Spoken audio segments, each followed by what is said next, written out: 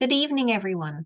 I'm Assemblymember Linda B. Rosenthal, and I represent the 67th Assembly District, which includes the Upper West Side and parts of Hell's Kitchen in Manhattan. I also serve as chair of the Assembly Committee on Housing. I was proud to work with so many of you this past session, not just to restore funding for the Home Ownership Protection Program, but to secure an increase for the program, bringing the total funding in our state budget to $40 million for HOPP.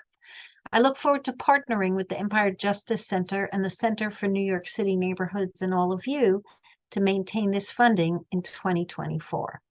As part of your event, I know you've heard a lot about the racial barriers to home ownership and how home ownership is an issue of racial and economic justice. It's abundantly clear that the HOPP program is one of those needed for families to overcome the barriers. The New York State Attorney General's office recently issued an alarming report about the racial gaps in home ownership in New York State. In every corner of the state, while white households were found to be nearly twice as likely to own their homes compared to Black and Latina households, and borrowers of color have received unfavorable loan terms that have resulted in their paying more than $200 million in interests and other costs over the course of their loans.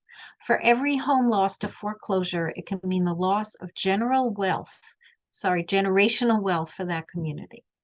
New York State is in the throes of a housing and affordability crisis, and HOPP is one of our most important lifelines to ensure that no family in New York State loses their home because they cannot find a lawyer or a housing counselor. Over the years, dozens of organizations have provided their services and expertise to stabilize home ownership and protect against foreclosure. I know that all of you will continue to stand up for families in need. With the 2024 legislative session right around the corner, I'm eager to continue our work together for the countless households across New York State.